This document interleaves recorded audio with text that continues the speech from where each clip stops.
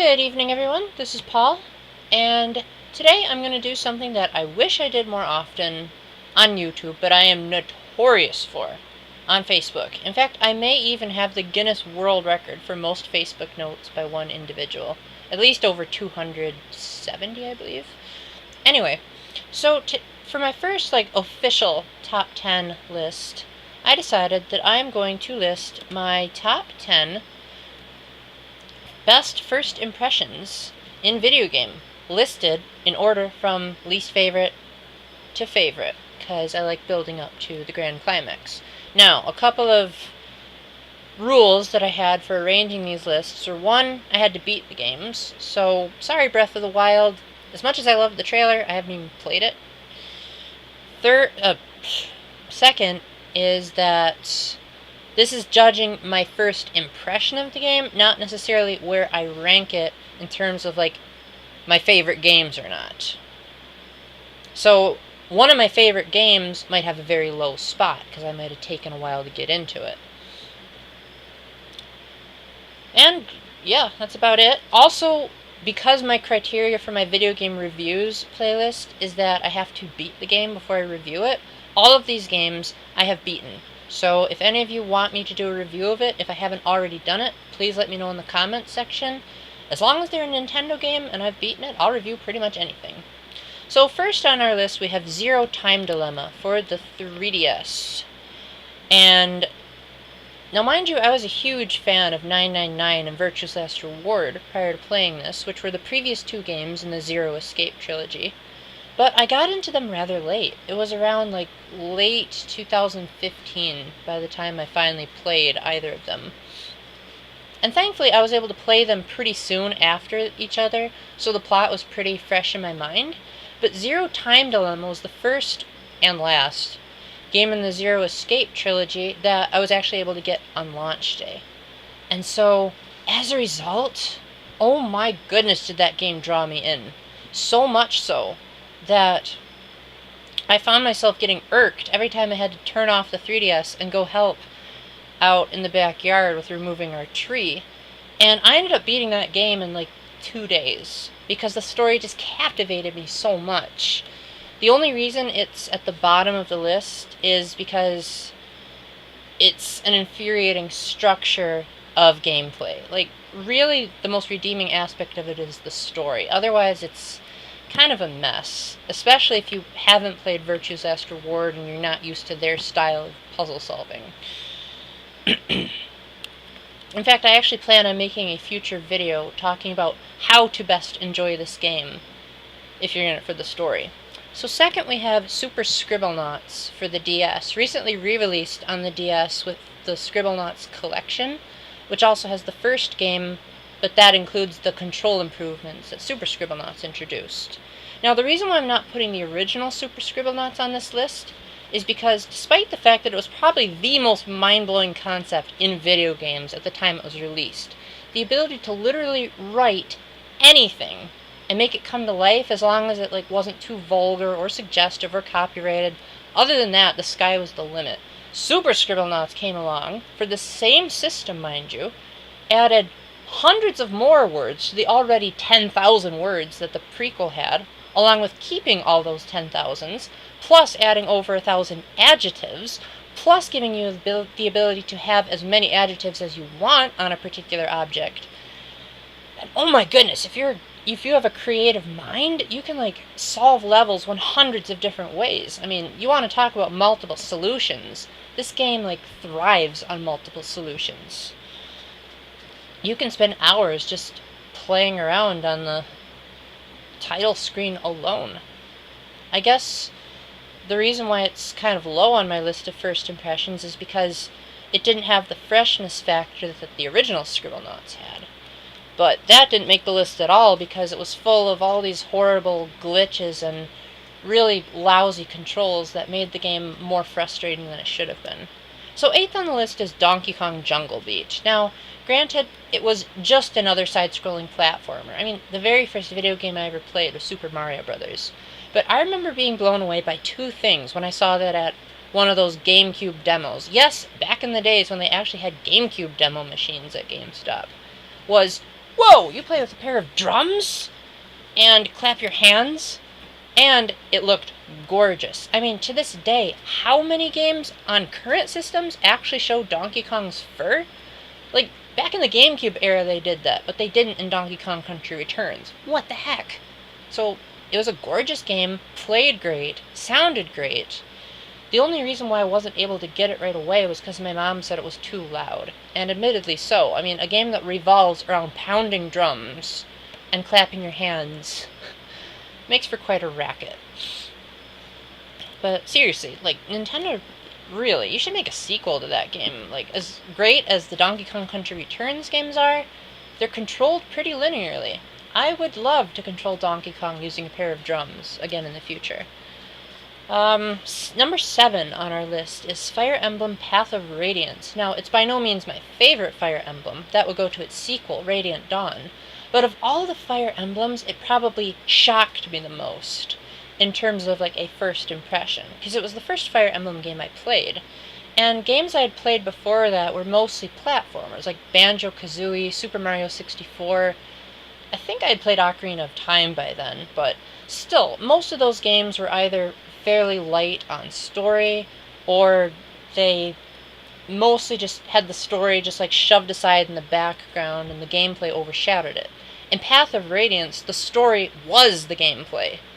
And they actually had characters with personalities, and the characters could die. That was like, what? Games are actually capable of this? And not just like stomp on a Goomba and they disappear, like in Mario 64. I mean, like, getting your stomach stabbed by a sword die. To this day, it still blows my mind. That one particular scene when one of the main characters dies, it's just like, okay, games are capable of telling great stories. And thankfully I got into Phoenix Wright shortly after that to really prove it. So next we have Super Mario Galaxy. Oh my goodness. I was at that age when this game came out where I still had a time limit in terms of how long I could play video games, yet I believe I stayed at that Wii demo station for over 2 hours when I first saw it, because quite honestly, I couldn't think of what didn't blow my mind about that game. First off, it had a full orchestra! Mario games with an orchestra? Back in 2007, that was unheard of. I mean, yeah, they had that remake of Mario's theme in Mario Superstar Baseball, but technically it was a synthesized orchestra. This was like an orchestra. Like, yeah. Back then, that was a huge deal. Also, like, the smoothness of how the Wii Remote handled. Like, I had played some lousy controlling Wii games before. This game was not one of them. I loved every minute of twisting the Wii Remote like that to move a manta ray on a series of water pathways that were in the sky, mind you. I was blasting through planets, walking on the ceilings, and it all felt totally natural. It was almost as if the Wii was built for that game. It's just one of the best uses of motion out there, even topping Skyward Sword, and that is saying something. And for a Wii game, it looked incredible, and to this day, it still looks incredible. I mean, it has a couple of boring textures, but other than that, like, you can't even say for a Wii game this looks good. This game looks and sounds great. So, number 6, okay, I'm a bit dyslexic, but the next item on my list is Mario Kart 8, which I'm kind of shocked that it's the only Wii U game on this, because pretty much every Wii U game I've played has always made me go, wow, to some degree, with regards to, like, I know a lot of people give the Wii U flack for being a commercial failure, but the games that Nintendo has published are genuinely really good games, and they look great, sound great, and surprisingly play great. Because I know a lot of people give the Wii U gamepad a hard time, but in most of Nintendo's games, it works brilliantly. When I played Mario Kart 8, I found the controls to be super smooth, and mind you, I'm generally the type of guy that either hates or loves Mario Kart controls. So after thoroughly despising Mario Kart Double Dash and Mario Kart DS, loving Mario Kart Wii being meh, to Mario Kart 7, finally, a Mario Kart game that played good and looked drop dead gorgeous. You can't even say for a Mario game. Like, this game just literally by the time I finished like getting the game for myself and buying all the stages, DLC included, literally every single stage, even the most boring ones, I said something to the equivalent of either just, wow, or man, this looks great. Even the stage that was inspired by Skyward Sword, cheesy graphics and all, looked great. And it played great, and it sounded great, because it was the first Mario game with live performances, so how can you not love Mario Kart 8? So number 4 on my list, because remember we're going down to 1, is Animal Crossing for the GameCube. Now, I regret to say that I have owned every single traditional Animal Crossing, and was kind of obsessed with the first 2 for quite a while. Like, the first Animal Crossing, we played that game like every day for a year. Or at least almost every day. Because the game always had something new to do. There were like thousands of items you could collect. You could like create your own house, which is like a huge deal for me back in the day, because nothing on the N64 could even compare. I mean, yeah, you had your own house in Banjo-Kazooie, but you could actually make the inside of your house in this game. That was just like, whoa, I gotta have this game. Not to mention you could like organize your own town, talk to tons and tons of different people. Admittedly, Animal Crossing has gotten old, and a few of the newer games, like the one on the Wii U, are like a disgrace to the series, but back in the day, Animal Crossing really knew how to blow people's minds and show exactly what the underrated GameCube could do. So number 3 on the list we have Super Smash Bros. Brawl. Oh my goodness, was that game hyped! Like, I wasn't really around in the days when Melee was first hyped up, but I was there when Brawl was announced in my Nintendo Power, back when it was still just Super Smash Bros. For the Revolution. And at the time, like, there really wasn't anything that didn't blow me away. Like, the graphics, to this day, still look gorgeous.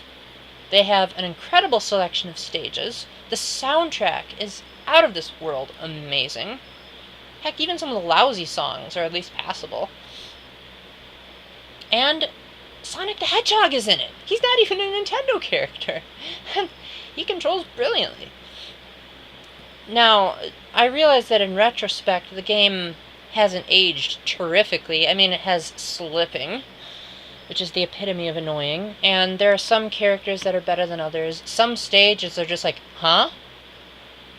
And I'm also very disappointed by the lack of orchestra pieces. Because you know me, I'm an orchestra guy. Mario Galaxy wowed me with their orchestral presentations, and even though at the time I was like, dang, this is like by far the best video game soundtrack to date, when I've heard more modern Nintendo efforts like Kid Icarus, Skyward Sword, Brawl's soundtrack is kind of lacking. Even Melee had like the remake of the Pokemon main theme with like trumpets and a chorus going on. Brawl had like hardly any, if any, and that just baffles me. Plus, the stage builder, at the time I thought it lacked a lot of options, but after seeing the one in Smash for Wii U, I gladly eat my words. Number 2, we have Professor Layton vs. Phoenix Wright Ace Attorney, my favorite video game ever. But yet it's only rated number 2. How can a game that's only rated number 2 be my favorite game ever? Well, that's because I was super excited about it, don't get me wrong, but I had some odd days where, you know, the very first thing I ever saw was that the game was going to take place during a period where witch trials were common. And so I was worried that maybe the game would go a bit too far in their portrayal of witchcraft, which admittedly is something I'm a bit concerned about with the upcoming Ace Attorney Spirit of Justice. But we're not here to talk about my views on that. We're here to talk about Versus. That opening trailer when Phoenix Wright smacks the paper and shouts, "EA!"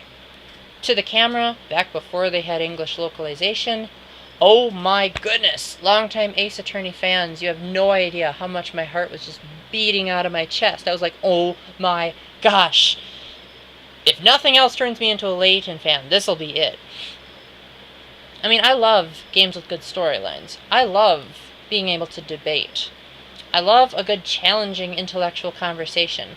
This game was going to have all of that and more, and an amazing orchestral soundtrack, with Phoenix and Maya having voices for the first time ever, and Maya actually appearing in a video game. I had to wait 4 years to finally get the game, and I bought a 3DS for playing the game, and still had to wait for it 2 more years, but boy was it worth the wait. Now, you ready for my number 1? Well, my number 1 best first impression of a game that I have actually beaten is The Legend of Zelda Twilight Princess, and for good reason. When Twilight Princess was first revealed at E3 2004, put this into perspective for a minute. This is a year, just 1 year, after Wind Waker comes out, which is, oh my gosh, don't even get me started on that game's graphics. Twilight Princess comes out, and for its time, I'm like, oh my gosh, is this what Zelda games are capable of? A more mature theme, check. Better battles, check. Horseback riding, check. Darker theme, better lighting. Oh my gosh, this game had it all. And it even had a fully orchestrated trailer piece that they somehow were able to actually keep in the game, which is one of my biggest disappointments about the HD re-release, is they took out that orchestra piece and the entire trailer that came with it. So that they could have more room for those stupid Miiverse stamps, maybe? Either way, Twilight Princess was one of those games. It was actually the very first video game that I pre-ordered, and it was one of those few reasons why I still defended owning a GameCube when everyone else had already gotten a Wii.